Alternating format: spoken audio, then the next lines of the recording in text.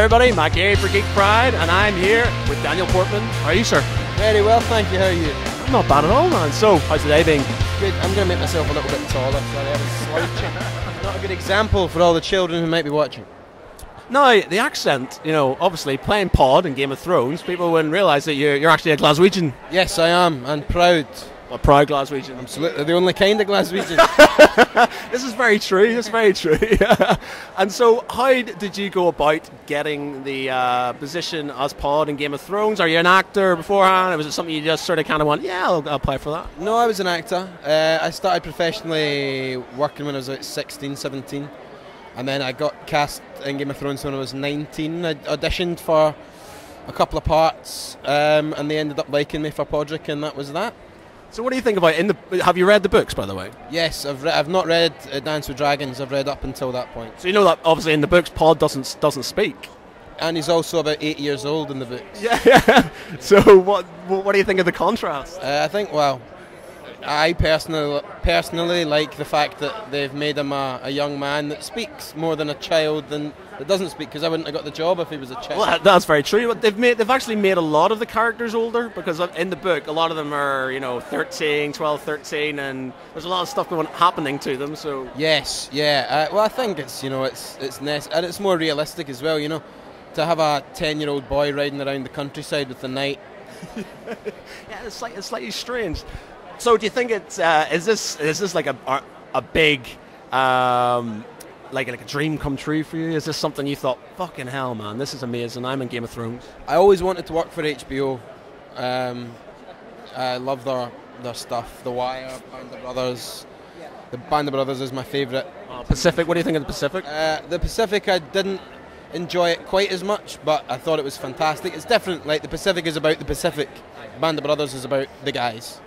So you get more connected to the soldiers because it's about the soldiers, whereas the Pacific is about the horror that was the Pacific War and Japan and Guadalcanal and all that stuff. So, yeah. So, your character, obviously, without sort of, it's at the end of where the books are, effectively, though. Part of it sort of kind of. Actually, well, we'll go back in. I guess this. The books, now I've talked to your colleagues over here about this, the books and the series are slightly different in a lot of places. What do you, when you obviously reading the books, what do you think about that? They've only got 10 hours of TV every series. So they need to cut stuff, they need to amalgamate storylines, they need to do it.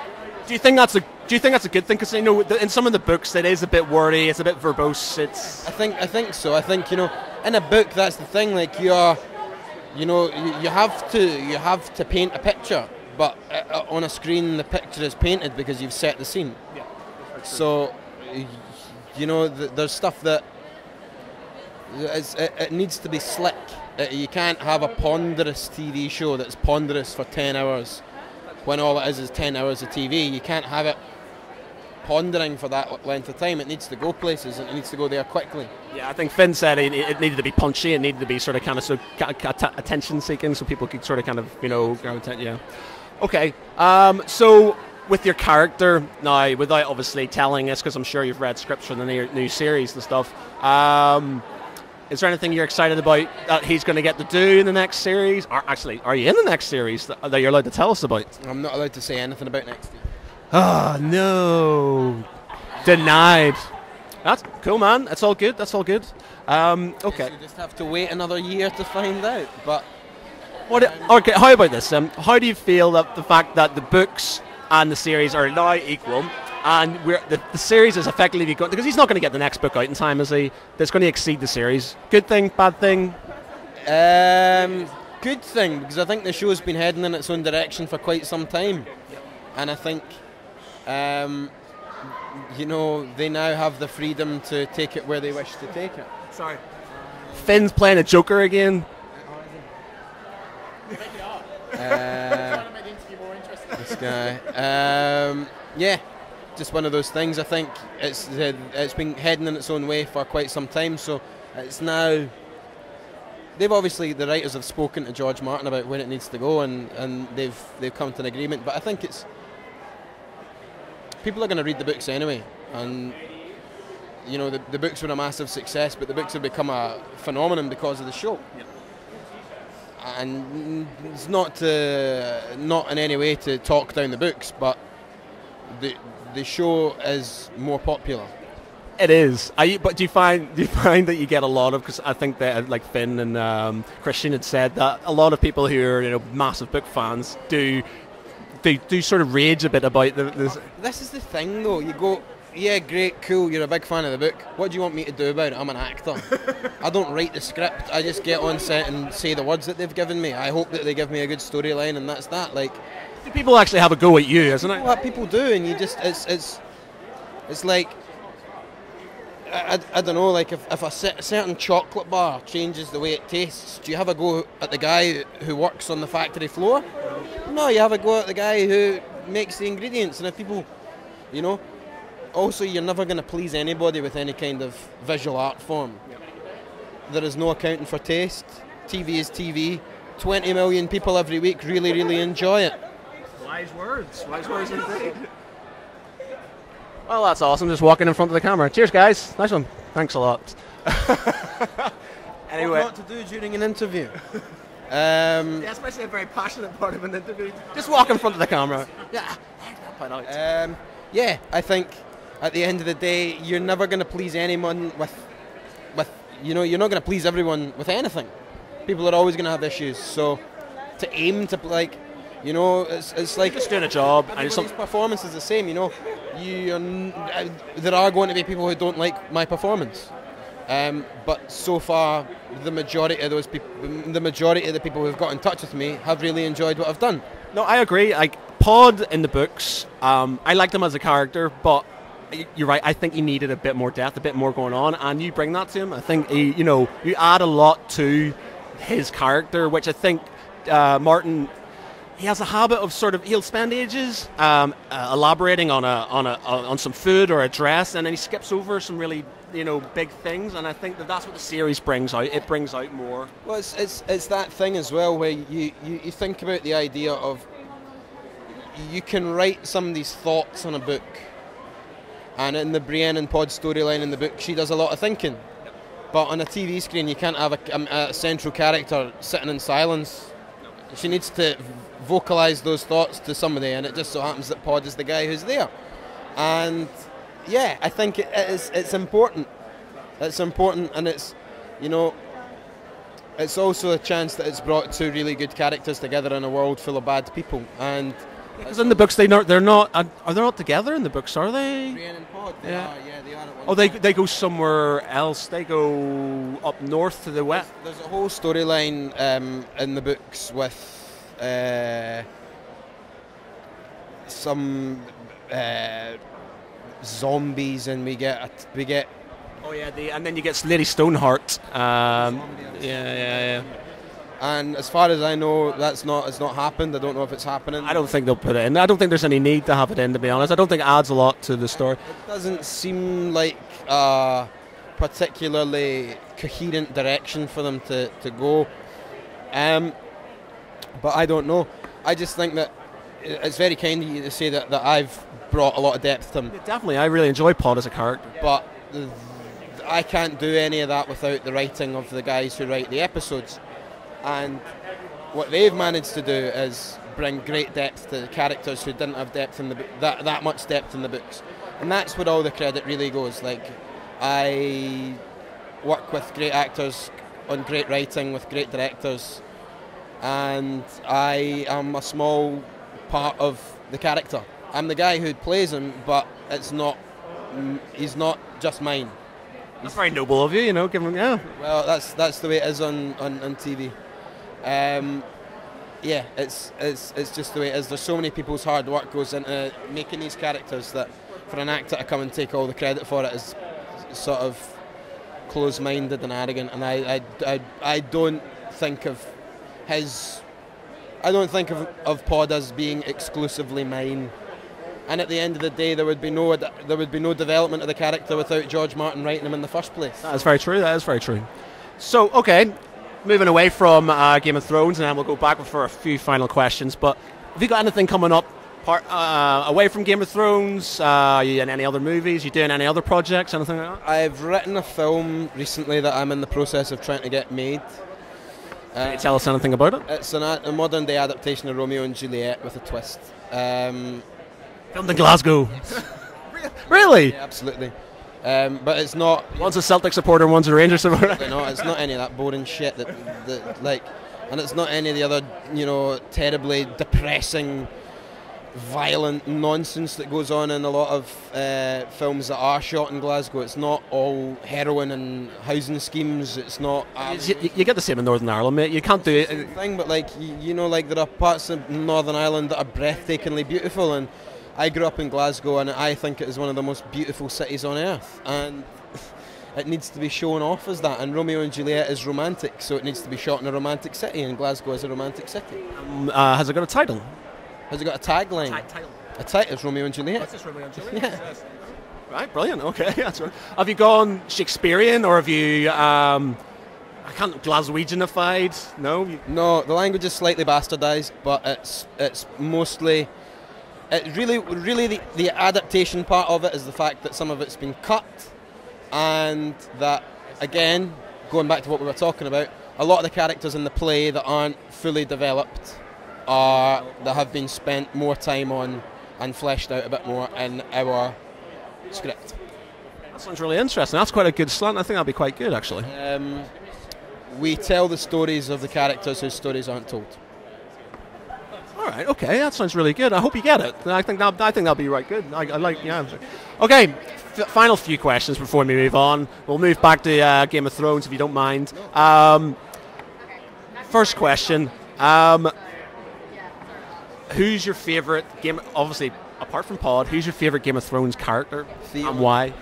Yeah, I think Alfie Allen is a ridiculously good actor. No, as a character, or just because he's an actor, do you like his character as well? Yeah, he's had the biggest journey of anybody.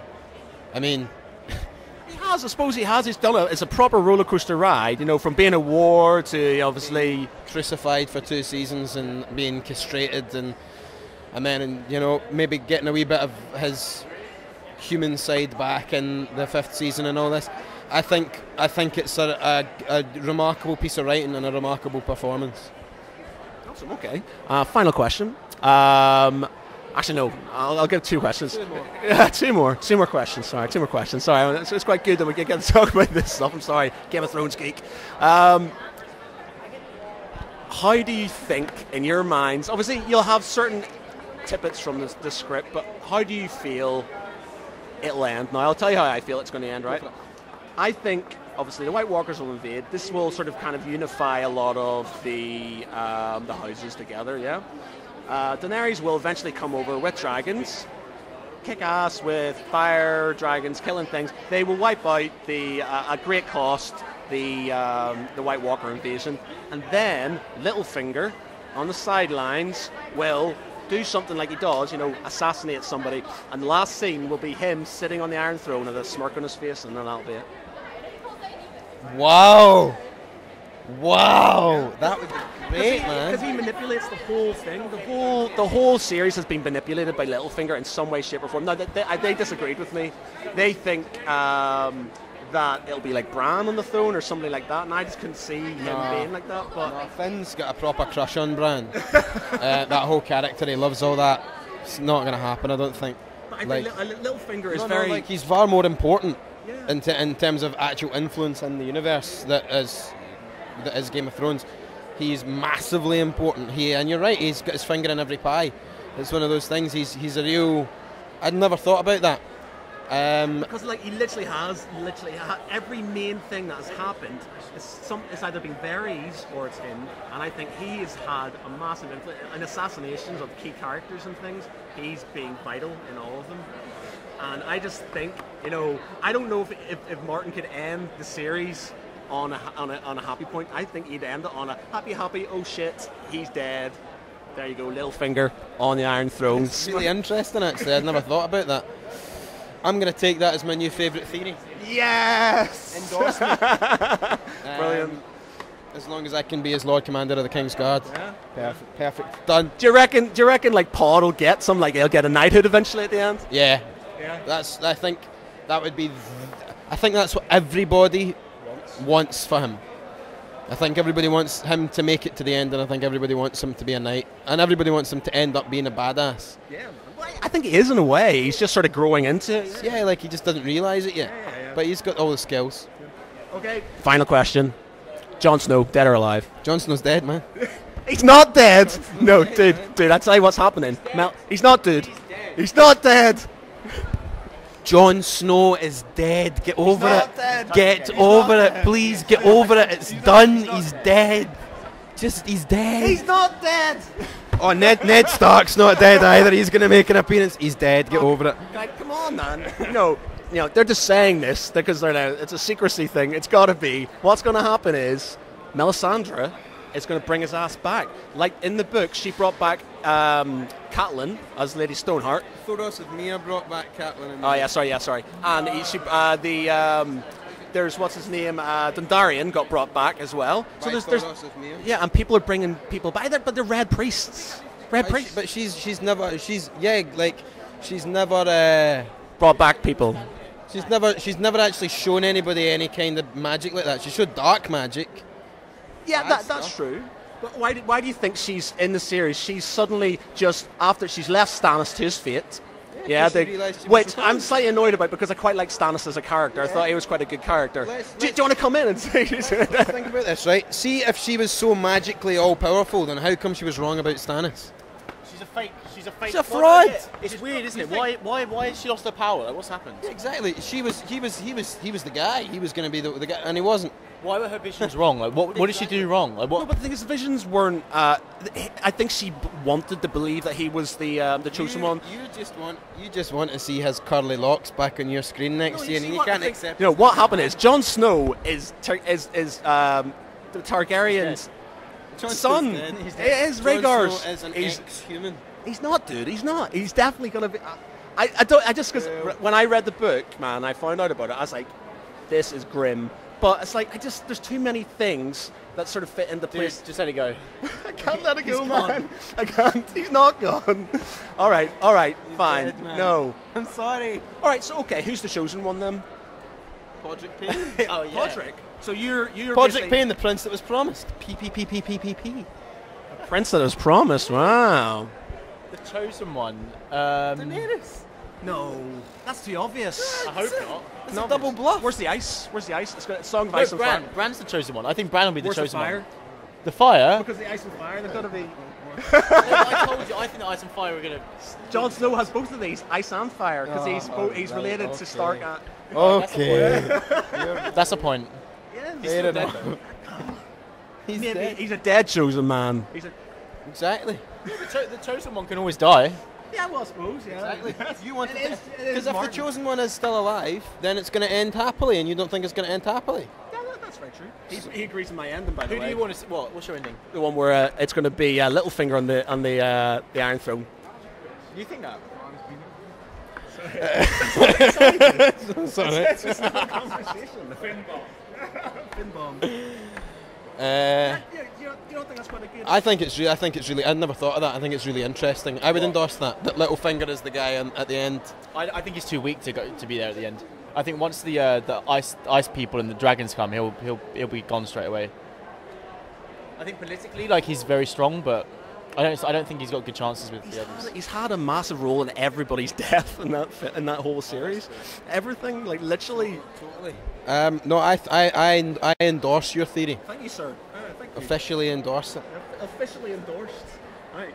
Okay, we'll ignore the Jon Snow thing because he's not dead. Cheers. Sorry. Dude, it has been an absolute pleasure. Thank you very much for speaking to me, and I very much hope Podrick gets his knighthood. Thank you very much. Can I just say a couple final words? Yep. Jon Snow's dead. He's dead. He's dead. He's dead.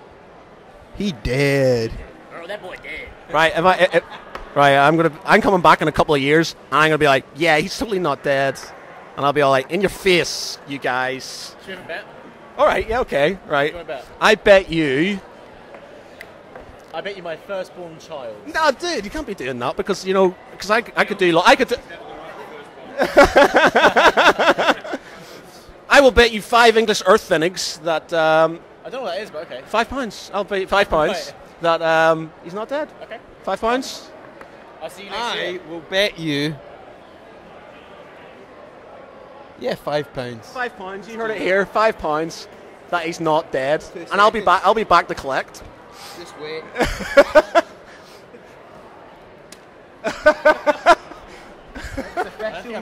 I've got it in change, man. I've got it in change. There you go. There you go. There we go. Get your fives out.